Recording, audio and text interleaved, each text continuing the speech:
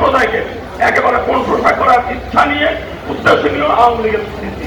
অথচ হিন্দু সম্প্রদায় এরপরও আওয়ামী লীগের খাতায় বন্দী থাকবে, কারণ কিছু লোককে সুযোগ সুবিধা দিয়ে হিন্দুদেরকে আওয়ামী লীগের খাতায় বন্দী রাখতে বাধ্য করেছে। আজকে কিন্তু আমরা দুর্ভাগ্যের বিষয়, এখনো আমরা দেখি প্রধান উপদেষ্টার ওখানে যে মিটিং, ওই স্বৈরাচারের লোকগুলো নিয়ে ওইখানে তাদের ওইখানে বসে, কারণ বাংলাদেশের হিন্দু সম্প্রদায়ের নেতা আছে না। এই ফাঁসিবাদের বাইরেও হাজার হাজার লাখ লাখ নেতা আজকে ডিসি অফিসে মিটিং হয়, আমার দেখে সেই স্বৈরাচারের ফাঁসিবাদদের নিয়ে করতে মিটিং হয়। কারণ আজকে এখানে হিন্দু সম্প্রদায়ের নেতা আছে না, আজকে এখান থেকে সিদ্ধান্ত নিতে হবে ডিসি অফিসের যে মিটিংগুলো হবে ওই স্বৈরাচারদের বাদ দিতে হবে।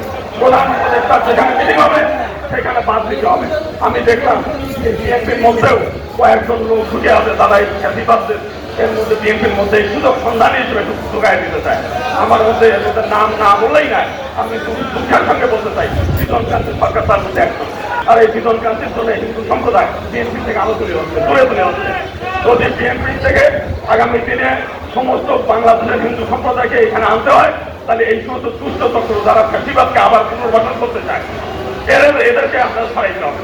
আমি ছড়াই অথবা আমরা চাই না যে তাদেরকে ছড়িয়ে দেন, আমরা চাই না তারা বাংলাদেশের হিন্দু সম্প্রদায় এখানে আসুক, এটা আমরা চাই, কিন্তু তারা যেন এই বিএনপির মধ্যে থেকে হিন্দু সম্প্রদায় কেন দূরে সরায় না দেয় সেইগুলো আমরা চাই।